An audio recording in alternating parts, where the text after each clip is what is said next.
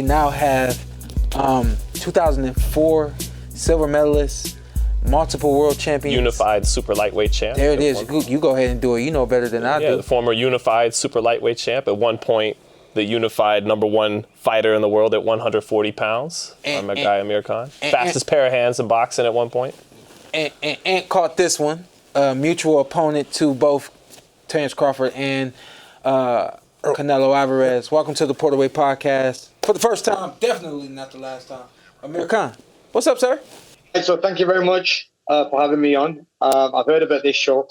Obviously, I know Shawn from back in the day as a great fighter and a great person as well. We shared the same gym at one time at the Wildcard Boxing. So yeah, it's good to see you all, man. A lot going on, my man. We're gonna go down memory lane at the end of this. Yeah. So just to start things off, you hear that Terence Crawford wants to get in the ring with Canelo Alvarez. Obviously, we know that it's happening now. Kind of give us your first thoughts on when you heard that it might happen, and then your thoughts once you found out that this is indeed something that's going to happen. Yeah. I don't think it's a bad fight, Shawn. I mean, I think it's a good fight, and it's not a fight that shocked me because you have to understand in boxing, the best are fighting the best. And, you know, with the money that Turkey Sheikh's got now, and pumped it into boxing, the best are going to have to fight the best. And we've seen some mega fights, for example, Usyk and Fury and Joshua and, all the top guys are fighting each other. So this is great to see that Turkey's making these fights happen that we never thought would happen. And for... Sorry about that, guys, that noise. But I was just saying that I just feel that it's an amazing fight for boxing fans, this fight is, because there's no loser in this fight. Both fighters have hit the best. They've hit the peak of their careers. They've achieved so much in the sport of boxing. And I just don't think that there's a loser in this fight because both guys are winners because they're going to give such great entertainment to the boxing fans. I mean, it's hard to see who's going to win this fight. Is it going to be Crawford or is it going to be Canelo? It's a hard fight to solve, bro. Go ahead, Antt. And Amir, you're the only fighter in the world that's a mutual opponent for both of the guys. What advice can you give? What advice can you get to Crawford? What advice can you get to Canelo? Canelo, I was watching your fight last night. The hand speed gave him hell. But, you can also catch a bullet, so I don't know. Yeah. I mean, it's hard to say because I think since I fought Canelo, you have to understand I fought both guys at the peak of their career. And so did Shawn. Shawn fought Crawford at the peak of his career. I just feel that, with power is something that's going to stay with a fighter. For example, with Canelo is a very strong fighter. But then again, don't get me wrong, where I think Crawford can bang as well. Crawford is a strong puncher. See, as he's adding weight on and he put that muscle on, he's become a stronger fighter. See, back in the day when we used to see Crawford fight a lightweight or featherweight, we didn't really give him that respect and the power because we didn't think we thought he's a good boxer, technical fighter. But then as he started putting weight on and went in the welterweight division, you can see he's carried that power with that weight and the muscle with that weight. So I see this fight. I mean, it's a hard fight to call, honestly, because it just depends what type of fighters show up on the night. I fought both guys. When I fought them at the peak of their careers. The same Canelo going to fight Crawford, is that going to be the same Canelo I fought? And with Crawford, we know he turns it up anyway. I think that looking at both fighters, I think Canelo has had more harder fights going up and down the weight divisions. I think he's been in more wars than Crawford. I think Crawford is the fresher fighter who's been in less wars but had as many hard fights, but in my opinion, not as hard as Canelo. So I just feel that Crawford has this fight in the bag because I've sparred with him even after we fought each other, and when he puts on that weight, it's like he holds that weight so well, that muscle well, and it's not like he looks like when he walks around and he's weighing around like 170, 175, he's looking like a natural 175 guy. It's not like he's purposely looking heavy or, he's looking soft. He looks built and strong. So that's why when people said, when I heard this fight being announced, I knew that Crawford is going to give hell of a fight to Canelo, and I don't think Canelo thinks it's going to be a hard fight. He thinks, I've beaten these smaller guys who have come up a weight, like Amir Khan and these other guys who have come up a weight to fight me. But I think this time he's up against a proper challenge because Crawford is a different type of fighter who holds muscle well and who will put that size on. See, Turkey Sheikhs give him so much time, so much notice. So they can go in training camp, they can bang that muscle on, they can hold that muscle, they can start doing the heavy weights and everything. Yeah, like a whole year to put on this kind of weight. And again, like you're saying, you're referring to the muscle. You got to understand when you're moving up weight classes is how you move up. And obviously, Amir, moving up weight and putting on muscle to move up in weight is much different than just, coming in as a blown up fighter. Yeah, no, you're 100% right there, Sean. You know what it's like going up and down weight divisions. But I think with 1 year's notice, if you look at Crawford since when the fight was announced, I think he's always been taking over. He's always been doing a little bit in the gym, and now he's at it, and now he's going in it hard. So big respect to Crawford. I think Crawford given more to this and been training longer and harder than Canelo. I saw that Canelo was on a holiday where Crawford was in the gym. So, them little small things make a big difference. You know what I mean? And I just feel that even though, they're both my friends, I remember when Canelo got his win against the Cuban fighter in Saudi Arabia in his last fight, he leant over the ropes in the fight in Saudi and waved at me. And, them little small things go a long way because he appreciates you. I mean, he's such a superstar in the sport of boxing, and he showed that love. And you can see that, he's kept himself busy.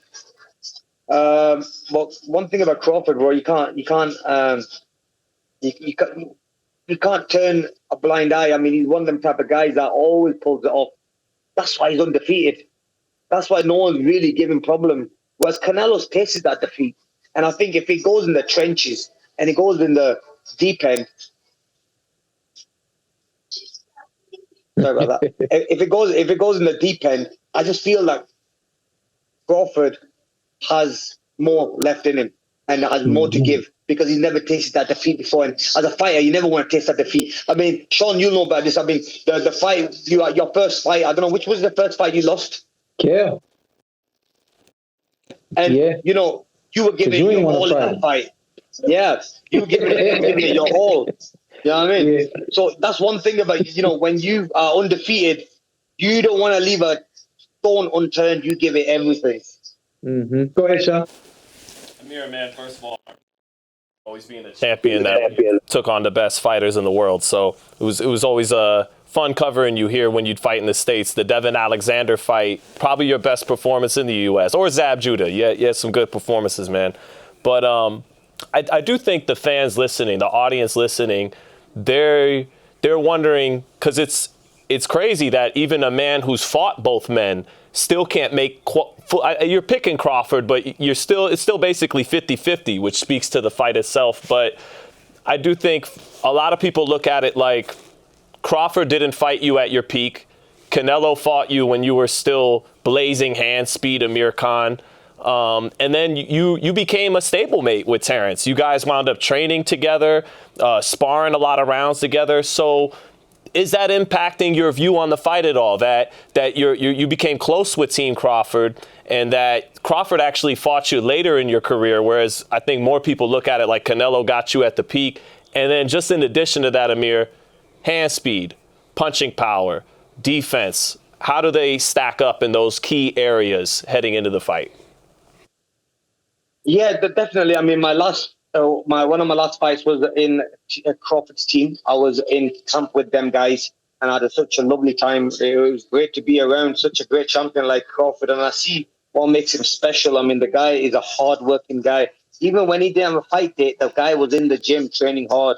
You know what I mean? I was like thinking, well, if that was me, I'll be at home and just chilling, or maybe, but he was in the gym all the time. It's like all he knows is boxing. And I've seen it from first hand. That I see him, how he treats the sport of boxing, how professional he is as a fighter, and that's why he's where he is. But if you look at both fighters, and I fought both of the guys. See, one thing about Canelo is that he's easily hit. And you can always see his punches coming. He's not as fast as Crawford, but then again, he hits a lot harder than Crawford. He has that devastating power that can literally knock anyone out. And we've seen him do that. I mean, when people say I got knocked out by him, I'm like, okay, fine, I went up a weight. Well, he went up 2 weights, and I went up a couple of weights to fight Canelo, but then Canelo went up a couple of weights to fight Kovalev, and he knocked him out clean. I mean, that just shows this guy has ridiculous power. Okay, his speed isn't the fastest, but still, he's got good flows of shots. And lately, if you look at him, he's been moving quite a lot. His footwork's got a lot better. He punches with bunches. I mean, he has speed. He boxes more. So we know that he can fight. We know he can box, and we know he can move. Now, so he has all them, you know what I mean? But then you look at Crawford. Crawford doesn't have as much power as Canelo, but he has that ring IQ. That ring IQ, I mean, if you've got that sharpness and that timing and that ring IQ, I think power doesn't really matter, because you're going to make the fighter miss, and you're going to confuse him, and you're going to really have him on his back foot. Crawford, in my opinion, you know, he's a lot faster. But when it comes down to power, I think that's when people don't give credit to Crawford. Crawford can bang, and Crawford punches hard. And this is something that I've seen, because I've seen him spar with like heavier guys. I've seen him in the gym with one of his gym sparring partners, gym guys. What's it called? Steven Nelson. Now, Steven Nelson is no small guy. I mean, he's a big guy. And he was hurting Steven with them body shots and them head shots. Yeah. And I'm like, bro, like, that's when I realized that, you know, Crawford is a beast. He's a strong guy.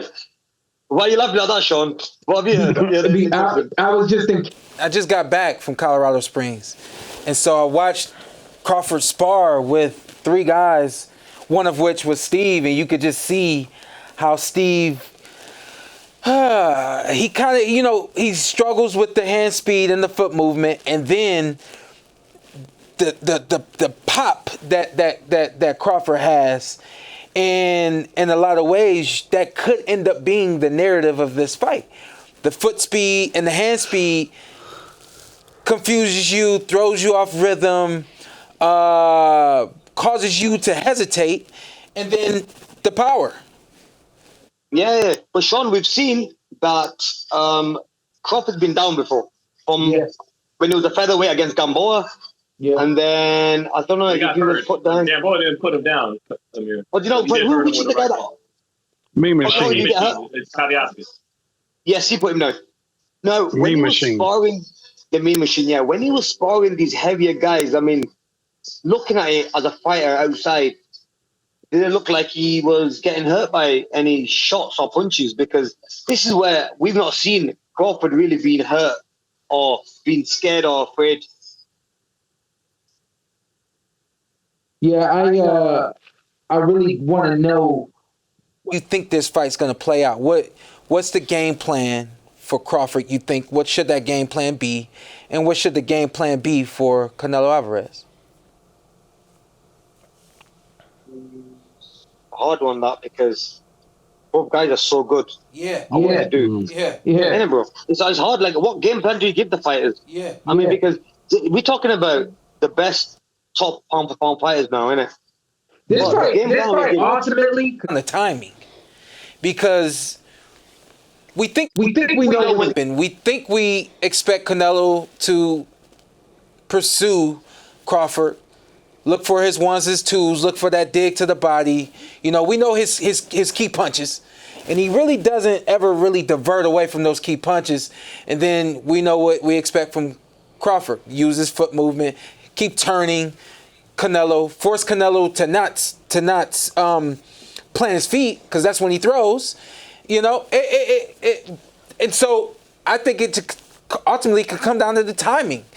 Can Canelo find the timing to catch Crawford when he stops, or can Crawford find those moments to, you know, use that stunning power that he has when Canelo's picking his feet up, you know? you're 100% right there, Sean, because you know what? It's all about timing this. And I think this is at the highest level where every inch is going to make a difference. You know what I mean? Every millisecond, you know what I mean, is going to make a massive difference, because if you fall short with a punch, you only get caught. If you put your defense down and probably just relax or turn off in that ring, you can get hurt. Yeah. And you can get that. It could just take that one punch that changes the whole fight around. I mean, we've seen fights where it's a close fight, you don't know who's winning the round, but then one big shot lands and you go, oh, you know what, he's won that round. Now, it just depends what Vegas is going to look for. What's Vegas looking for? And at the same time, as we all know that Turkey Sheikh doesn't want no runners. Turkey made it clear that I don't like the rabbits running around. You know what I mean? He likes the guys to stand there and fight. Now, does Crawford have that power to stand there and that weight to stand there with Canelo? Time will tell, bro. I mean, it is a hard fight for both fighters, because is Canelo fast enough with his feet to get to Crawford, or is he skillful enough to get to Crawford, or is Crawford strong enough to stay there in the pocket and fight Canelo? I mean, these are things that we're going to see, because it's been a very long time where we've not seen. Well, then again, I think when we saw after the fight between Fury and Usyk, I think this is probably another fight just like that, because we don't know who the winner is going to be. Can Crawford win a decision over Canelo in Las Vegas? 100%, yes. Yeah. That's the only, I think that's the. You know what? I think that's the only way he can win. That's the only way he can win. You know. You think that if Crawford wins, it's gonna be by decision? Yeah. Yeah. Nice. Anything else for my man? Amir, is it a possibility in any world where Crawford can stop Canelo? No. I mean, Canelo can take a beating. Canelo can take bigger fighters and bigger guys that hit him harder, and he still stood in front of them. Canelo got a good chin, man. And Canelo doesn't lose that heart. You know, because he's got that pride as well. Because he's such a big superstar. Yeah. He's going to give up.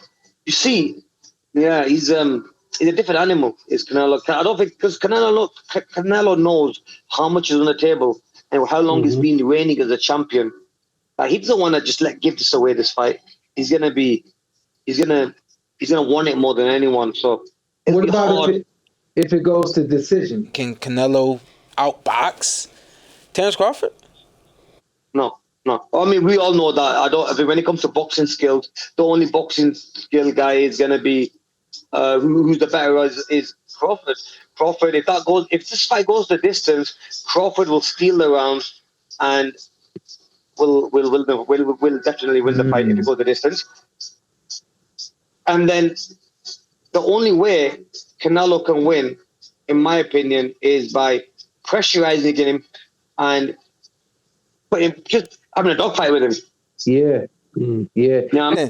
Amir, before we let you go, I want to go down memory lane real quick, right? And I just want to show you some love. And we were having a offline conversation before we came back onto the show, but 2003, we both pretty sure it was that you came over here, and Antt said, "What was it about Amir?" I said it was just everything. I said we had never, Americans, yet we were young. We had never seen British fighters, you know. We had never seen, Pakistani fighters, And you came over here, man, like a blitz. I told you, not only were you foreign, you weren't from Earth. You came over here. It was Mexico, England. I think Scotland might have got over here. Puerto Rico might have been here, and 2 Americans in each weight class. You fought Victor Ortiz the first night, and nobody else wanted to box you. I'm talking American or not. Nobody. Bro, that was crazy, bro. I remember in Louisiana, we landed there, and I remember another guy, a couple of the American guys said to me, "What weight are you?" And I said, 135, 36 pounds. They go, "Oh shit, you're fighting Victor Ortiz." oh, he's gonna fuck you up. And I'm like, who's this Victor Ortiz? Like, I've never heard of him. But then obviously I had 1 or 2 fights, and I had one fight against an American fighter, and I beat him at 136 pounds, a lightweight. And then it was Victor, and I stopped him in the second round. Ooh. And I think, yeah, man, it was crazy, bro. Like, because a lot of people were like, I heard that Victor them days was proper cleaning up the game. You overwhelmed him really well. Was it a flurry of punches kind of thing? That speed? Yeah. Made the ref stop it? Point rule. They used to have the 20-point rule. Right. Where if you pass your opponent by 20 points clear, then you can get the win, automatically get stoppage. So remember how it used to go, though? It had to be the first 3 rounds. If you made it into the 4th round, so we were doing 4 2-minute rounds, and if you were outpointing your opponent by 20 points before the 4th round, they just simply waved the fight off. 21 skunk. Like yeah. My man did that in 2 2-minute rounds. And Victor Ortiz. That's different. I'm not trying to step on Vic, but to do that to a guy like Victor Ortiz, yeah. Vic was a returning champion. How y'all doing, Vic, man? That's I'm not stepping on. I just wanted to show. Amir, yeah. I wanted to show this man, like, number one, show him love, right? But also get people that didn't see him as an amateur. People don't understand that when you don't see as an amateurs, you actually missed a lot of the greatness. We become even greater as pros, right? But there's as you know, Amir, there's levels to this, right? People miss a thick level of greatness of a lot of us. And people missed some of your greatness to outpoint your opponent, especially Victor Ortiz, in 2 rounds. He was Allen Iverson at Georgetown. Man. He was, gotcha. And then, you know, as an amateur, I was like amateur world champion, amateur European champion, amateur junior Olympic champion. Like, you know, it was crazy because I was so young. I was like 15, 16 years old fighting men. And I was beating men up. And it's because I didn't have the power, but I had the speed and the movement. And then at the age of 17, I went to the Olympic Games and was fighting the guys at the age of 33 and under, and won a silver medal and got beat by the Cuban great, which was Mario Kindlin, who was already a double Olympic champion. I mean, look, bro, like, honestly, you had a great amateur career. You know, in life, Sean, some fighters peak very early, and I think that I probably peaked early in my career, like when I was like 15, 16, and then probably 22, 23, 24. You know, I had my best days in them years. But still, to pull it off after that, and have them mega fights with Canelo, Crawford, and the big names, even with Kell Brook in my last fight, and making a lot of money in the sport of boxing. God's been on my side, and I thank boxing because it's the opportunities that boxing has given me, and this is a good one for the listeners, is that what got me far in life was hard work and focus and believing in myself. And you know, I used to remember when my friends were going on vacations, I'd be going to the gym. I couldn't go on no holidays. I couldn't go on no vacations. I couldn't go on no school trips. I couldn't go to sleep over at my friends. I missed all that. I missed all my youth because I was so focused on boxing, going to training camps and stuff. But look, now I can chill and I can enjoy the life of my family and my kids. And I can enjoy that moment now with my children and watch them grow and start, you know what I mean, start enjoying the life now. Amir, before you get out of here, brother, Sean was talking earlier, having fun about you were from another planet because he's used to seeing fighters from all the countries that he's used to competing against, and then here comes a British Pakistani kid. Wow, right? And you and Prince Naseem and now Hamza Shiraz are forming this lineage of British Pakistani fighters. What is it? In the culture, in the blood, brother, or whatever it is that's producing this lineage. And also, you guys all have your gifts. You know, Prince was a great athlete with great power. You had some of the best hand speed we've seen. And Hamza is very fast. He's a little bit in the middle. He's not quite the puncher Prince was, but he can punch. And he's not quite as fast as you, but he's very fast. And I'm going to tell you something crazy now, yeah? So, you know, me and Hamza, when we were kids, we knew of each other, right? You know, we are family related. We have some relation in our families. Mm-hmm. The families were obviously close. And so, yeah, we have some relation there. I don't know how we connect. We're from the same village in Pakistan, right? And from our villages in Pakistan has produced warriors, right? And we come from a clan which is called the Rajput, right? And Janjue. So Janjue Rajput is a clan in Pakistan that me and Hamza come from. And so when you see Hamza fight, you can see that he's got that lion heart. You know what I mean? And he's got that fire because that's the type of fighters, that's the type of clan that we come from. You know what I mean? So, yeah, man, I mean, that's crazy because the only another Pakistani fighter that's now making a name and hopefully going to become a world champion is Hamza, comes from the same clan, the same village, the same family, bloodline. I mean, it's amazing to see that, you know? So it must be definitely to do with the clan, with and coming from the same village. It must be the water in the village. Yeah, man, you guys are the Wu-Tang clan of British Pakistani boxing, brother. You guys are Amir King Kong, everybody. Man. King Khan, everybody. Thank you for joining the PorterWay Podcast today. Thank you, bro. And it's always a pleasure, Sean. And like I said, bro, you know what? I know you talked about me a lot, bro, but don't forget the great fights you had as well and the great champion you was, bro, as well. You know what I mean? I remember we used to be watching you and, you know what I mean? There were times where we'd be like, you know, I remember there was a time when me and Virgil was sat there and it's before the Alexander fight. And I think when Al Heyman, you was with Al Heyman and I was with Al Heyman. And they go Shawn Porter, and I say, well, I don't want to fight Shawn Porter because Sean's got that awkward style. You know, Sean had that style that you don't want to be in a fight with Sean, man. Sean can fight. Whoever Sean fought, he's going to give him hell. So respect you, but don't forget, you was a great fighter as well, champ.